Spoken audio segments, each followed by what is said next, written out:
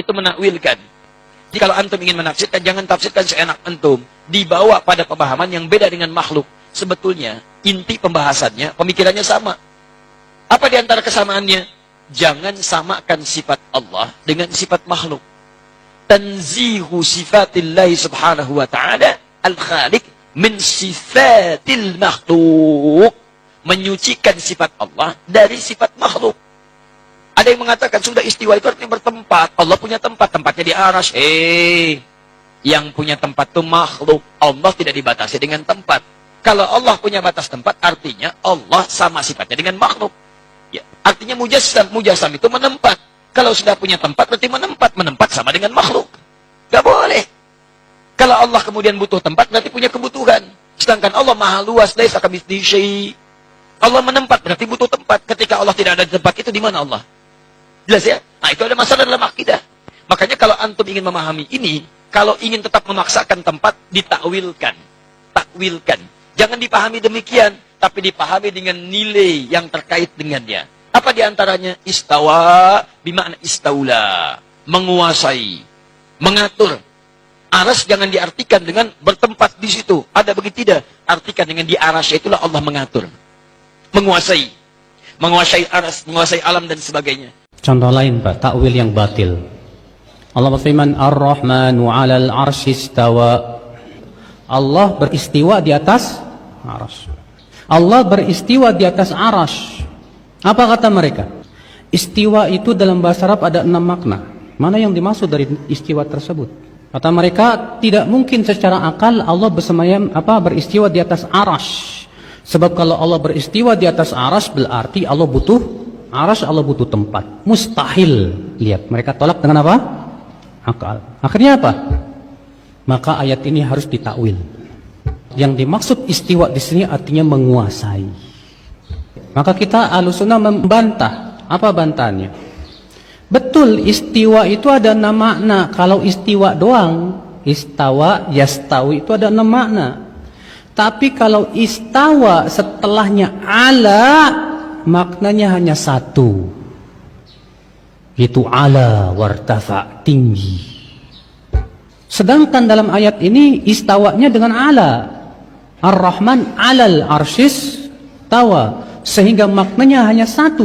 Allah tinggi di atas arasy. Cuma masalahnya Pak, mereka menolak keyakinan ini hanya karena akal. Menurut akal mereka nggak mungkin Allah di atas arasy. Karena kalau Allah di atas arasy berarti Allah butuh arasy. Kita katakan ini konsekuensi yang batil. Karena keberadaan Allah di atas arasy tidak sama dengan makhluk. Sebagaimana Allah mendengar, makhluk mendengar, apakah berarti sama mendengarnya Allah dengan mendengarnya makhluk? Tidak. Demikian pula istiwanya Allah tidak sama dengan istiwanya makhluk. Kalau makhluk istiwa di atas sesuatu, makhluk butuh kepada tempat itu. Sedangkan Allah tidak. Makanya tidak ada konsekuensi seperti itu Pak. Lihat Pak, ini takwil yang batil namanya Pak. Mereka harus mentakwil kata istawa ala di situ dengan menguasai. Jadi artinya apa? Ar-Rahman menguasai arasy. Kita katakan secara bahasa Arab itu batil karena istawa di situ setelahnya ala, maknanya hanya 1 sudah, ala wartafa. Yang kedua, arasy itu dari awal sudah Allah kuasai. Apa maknanya Allah mengabarkan kepada hambanya Allah menguasai arasy? Sebutkan dalam ayat Allah yang telah menciptakan langit dan bumi dalam 6 hari, kemudian menguasai arasy dengan makna seperti itu ya. Kemudian menguasai arasy. Berarti sebelum menciptakan langit dan bumi, itu arasy siapa yang menguasai? Sehingga harus dikatakan kemudian setelah menciptakan langit dan bumi menguasai arasy. Kalau Allah sudah menguasai sebelum menciptakan langit dan bumi, tidak pernah kita sebutkan lagi. Sudah ma'ruf ya akhwal Islam. Bukan seperti itu gaya bahasa Al-Quran. Gaya bahasa Al-Quran itu sangat tinggi sekali. Dan itu bertentangan dengan balaghatul Quran. Kristianiti akhirnya hijrah kepada Islam. Christian faith berkata God is everywhere. Jesus is everywhere. Jesus is in you, in me. Itu akidah An-Nasara. Terbawa-bawa oleh kita.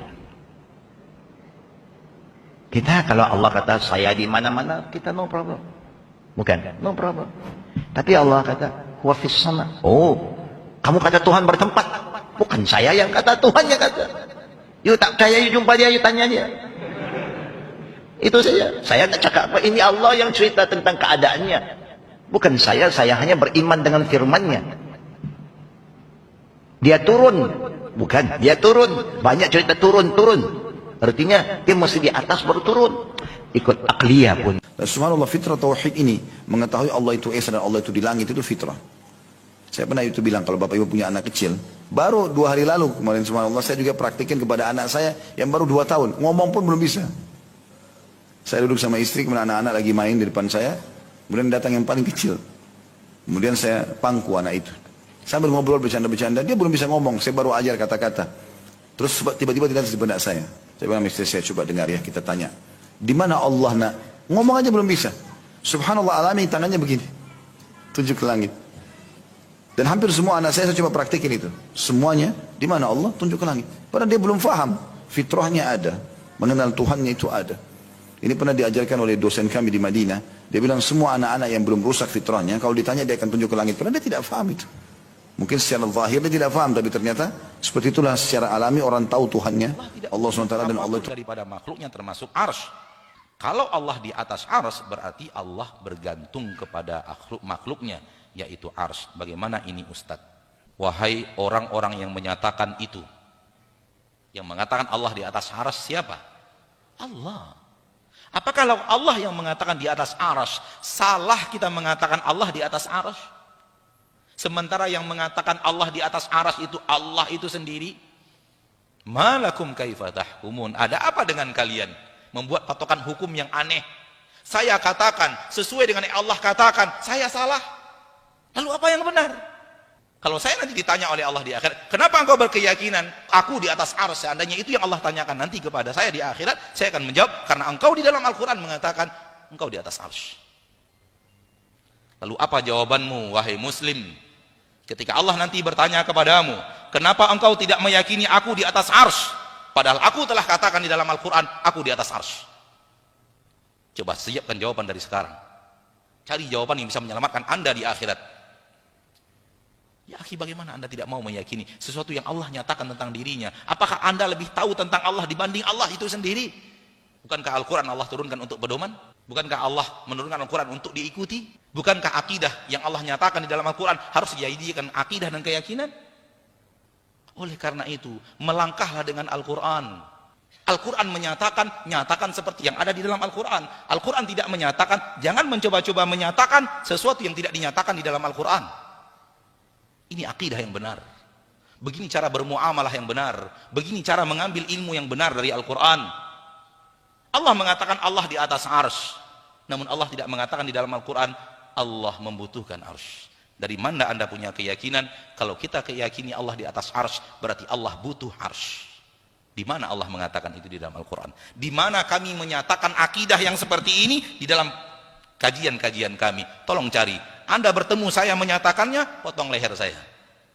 Kalau ada saya menyatakan Allah di atas arsy, Allah butuh arsy. Kalimat yang terakhir. Kalau bertemu saya mengucapkannya dalam kajian, saya datang kepada Anda untuk penggal leher. Karena itu tidak pernah saya yakini seumur hidup. Bahkan saya meyakini Allah di atas arsy, arsy butuh Allah. Bukan Allah yang butuh arsy. Kalau Anda tidak berani menyatakan seperti yang Allah nyatakan di dalam Al-Quran, kemana Anda akan mencari keselamatan di akhirat? Baik. Fahamlah kita terlalu cerdas. Sehingga kecerdasannya membuat dia sesat. Kenapa terlalu cerdas? Karena rumus ilmu Allah, dia pakai rumus ilmu manusia. Letak kekeliruannya ada di sini. Dia berbicara sesuatu tentang Allah, rumus yang dia pakai rumus manusia. Raja di atas singgasana. Arsy itu artinya singgasana. Raja di atas singgasana, sedang enak-enak duduk, singgasananya diangkat, jatuh rajanya. Seperti itu juga dengan Allah. Allah di atas arsy-nya, ketika singgasananya dibuang, Allah akan jatuh. Gitu. Itu rumus manusia untuk manusia, rumus makhluk untuk makhluk. Anda sudah berbicara Rabbul makhluk, pencipta makhluk. maka jangan pakai rumus manusia untuk bicara Allah. Itu pintu kesesatan besar. Ketika Anda bicara Allah, pakai rumus manusia. Terakhir, wahai orang-orang yang ingin berakidah dengan baik dan benar, jangan coba-coba yakini sesuatu tak ada di dalam Al-Quran, tak ada di dalam hadis. Jangan coba-coba yakini. Kalau Anda ingin selamat akidah Anda, cukuplah yakini apa yang ada di dalam Al-Quran, apa yang ada di dalam hadis. Kalau Anda tambahkan, Anda sesat. Cukup kan apa yang Allah katakan, itulah akidah saya. Apa yang Allah nyatakan, itulah akidah saya. Apa yang dinyatakan oleh Nabi, itulah yang saya yakini. Saya tambahkan setengah saja, setengah itulah sesatnya. Saya tambahkan 5.000 tambahan, 5.000 itu sesatnya. Karena tidak ada di dalam Al-Quran dan tidak ada di dalam hadis. Yakini masalah gaib. Kita tidak bisa lihat dengan mata kita, tidak bisa pegang dengan tangan kita. Kita hanya menyerah dengan berita yang datang. Dan berita yang datang itu di dua tempat, Al-Quran satu, hadis satu. Maka cukupkan akidah Anda dengan apa yang ada di dalam Al-Quran, dinyatakan di dalam Al-Quran, dan apa yang ada di dalam hadis dan dinyatakan di dalam hadis. Cukup itu akidah saya. Tak tambah sedikit pun. 0,00001% pun tak akan saya tambahkan. Itu akidah yang benar. Karena akidah berasal dari ilmu gaib. Dan ilmu gaib tidak bisa kita deteksi dengan panca indera kita, sehingga kita bisa menyatakan sesuatu yang tidak dinyatakan. Makna arsy ala wartafa, di atas arsy.